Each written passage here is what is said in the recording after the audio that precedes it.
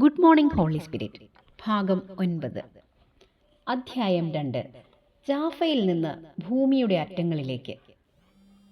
1952 December മാസത്തിൽ ഇസ്രയേലിലെ ജാഫയിൽ തന്റെ രണ്ടാമത്തെ കുഞ്ഞിന് ജന്മം നൽകാൻ പോകുന്ന ക്ലെമൻസ് ഹിൻ ആശുപത്രിയിൽ പ്രസവമുറിയുടെ ജനാലയിലൂടെ മനോഹരമായ ഒരു കാഴ്ച കണ്ടുകൊണ്ടിരിക്കുകയായിരുന്നു. മെഡിറ്ററേനിയയിലെ ആഴത്തിലുള്ള നീലജലാശയങ്ങൾ അനന്തതയിലേക്ക് നീണ്ടു. പക്ഷേ അർമേനിയൻ വംശജയായ ഈ കൊച്ചു സ്ത്രീയുടെ ഹൃദയം അസ്വസ്ഥമായിരുന്നു. അവൾ കയ്പും ഭയവും ലജ്ജയും കൊണ്ട് പിടഞ്ഞു. അങ്ങകലെ നിന്ന് നീലജലാശയത്തിൽ കറുത്ത പാറക്കൂട്ടമായ ആൻഡ്രോമിഡയുടെ പാറകൾ അവൾക്ക് കാണാം. കന്യകയായ ആൻഡ്രോമിഡയെ ആ പാറകളിൽ ഒന്നിൽ ബന്ധിച്ചിരുന്നു. പെർസ്യൂസ് തൻ്റെ ചിറകുകളുള്ള കുതിരപ്പുറത്ത് പറന്നു ചെന്ന് കടൽ രാക്ഷസനെ കൊന്ന് അവളെ രക്ഷിച്ചുവെന്ന് ഗ്രീക്ക് ഇതിഹാസം പറയുന്നു. ആരെങ്കിലും എങ്ങനെയെങ്കിലും മുകളിൽ നിന്ന് താഴേക്ക് വന്ന് ഇനിയൊരു വർഷത്തെ അപമാനത്തിൽ നിന്നും മാനക്കേടിൽ നിന്നും അവളെ രക്ഷിക്കണമെന്ന് ക്ലെമൻസ് ആഗ്രഹിച്ചു.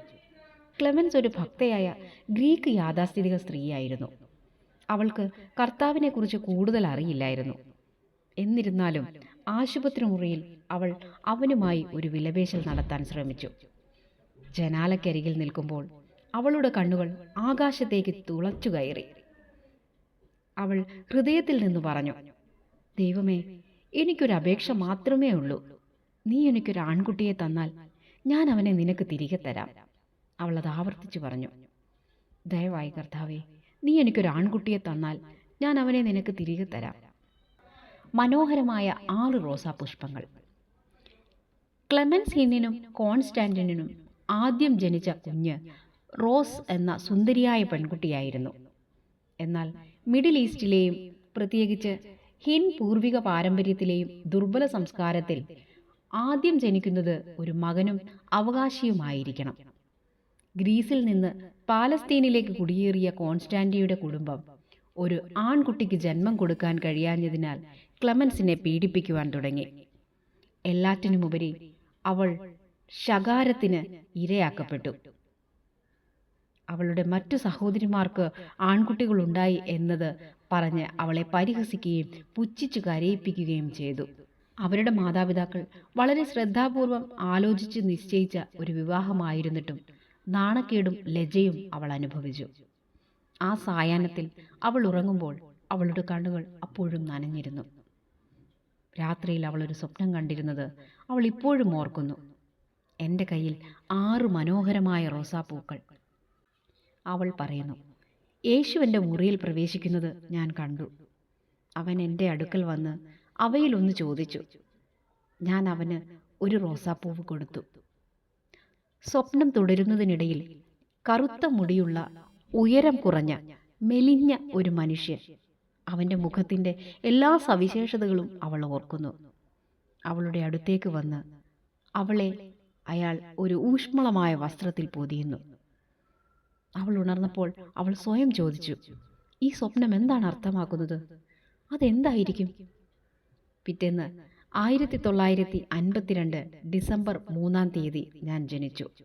ഞങ്ങളുടെ കുടുംബത്തിന് ഒടുവിൽ 6 ആൺകുട്ടികൾ ജനിച്ചു, 2 പെൺകുട്ടികളും. പക്ഷേ എൻ്റെ അമ്മ ദൈവവുമായുള്ള തൻ്റെ വിലപേശൽ ഒരിക്കലും മറന്നില്ല. പിന്നീട് അവൾ തൻ്റെ സ്വപ്നത്തെക്കുറിച്ചും അവൾ യേശുവിന് സമ്മാനിച്ച റോസാപ്പൂവ് ഞാനാണെന്നും എന്നോട് പറഞ്ഞു. ഗ്രീക്ക് ഓർത്തഡോക്സ് പള്ളിയിൽ ജെറുസലേമിൻ്റെ ഗോത്രപിതാവായ ബെനഡിക്റ്റ് എന്നെ പ്രതിഷ്ഠിക്കുന്ന ചടങ്ങിൽ അദ്ദേഹം എനിക്ക് തൻ്റെ പേര് നൽകി. വിശുദ്ധ നാട്ടിൽ ജനിച്ചതുകൊണ്ട് മതഭക്തിയുടെ ഒഴിവാക്കാനാകാത്ത വിധം വിശാലമായ നിഴൽ എൻ്റെ മേൽ വീണിരുന്നു. 2 വയസ്സുള്ളപ്പോൾ ഞാനൊരു കത്തോലിക്ക പ്രീ സ്കൂളിൽ ചേർന്നു. 14 വർഷം കന്യാസ്ത്രീകളിൽ നിന്നും പിന്നീട് സന്യാസിമാരിൽ നിന്നും ഔപചാരികമായി പരിശീലനം നേടി. എനിക്ക് ജാഫ ഒരു മനോഹരമായ നഗരമായിരുന്നു. വാസ്തവത്തിൽ ആ വാക്കിൻ്റെ അർത്ഥം അതാണ്, മനോഹരം. അറബിയിൽ ജാഫ, പുരാതന ഗ്രീക്കിൽ ജോപ്പ, അല്ലെങ്കിൽ ഹീബ്രുവിൽ യാഫോ. എല്ലാ ഭാഷയിലും അർത്ഥം ഒന്നു തന്നെയാണ്. ജാഫ രേഖപ്പെടുത്തിയ സമയത്തിന് മുമ്പേ സ്ഥാപിതമായി. BC 15-ാം നൂറ്റാണ്ടിൽ യോശുവ ജെറിക്കോ യുദ്ധം ചെയ്യുന്നതിനു മുമ്പേ തന്നെ ഫറവോ തുമ്മോസ് മൂന്നാമൻ്റെ സ്മരണ പട്ടികയിൽ ഇതിനെ ഒരു കാനാന്യ നഗരമായി പരാമർശിച്ചിട്ടുണ്ട്. സോറിലെ ഫിനീഷ്യൻ രാജാവായ ഹിറാം സോളമൻ രാജാവിൻ്റെ ദേവാലയം പണിയുന്നതിനായി ദേവദാരു മരങ്ങൾ എത്തിച്ചത് ജാഫയിലായിരുന്നു. അത് ആകർഷകമായിരുന്നെങ്കിലും ചരിത്രം എൻ്റെ ജന്മനാടിനോട് ദയ കാണിച്ചിരുന്നില്ല. ജാഫയെ വീണ്ടും വീണ്ടും ആക്രമിച്ചു പിടിച്ചെടുത്തു, നശിപ്പിച്ചു, പുനർനിർമ്മിച്ചു. മക്കാബിയായ സൈമൺ, വെസ്പാസ്പിയൻ, മാമലൂക്കുകൾ, നെപ്പോളിയൻ, അല്ലൻബി എന്നിവരെല്ലാം ജാഫയുടെ അവകാശവാദം ഉന്നയിച്ചിട്ടുണ്ട്. ഞാൻ ജനിക്കുന്നതിന് 6 വർഷം മുമ്പ് ജാഫ ഇസ്രയേൽ എന്ന പ്രാവചനിക രാഷ്ട്രത്തിൻ്റെ ഭാഗമായി മാറി. എന്നാൽ അവിടുത്തെ ജനങ്ങൾ ജൂതന്മാരായിരുന്നില്ല.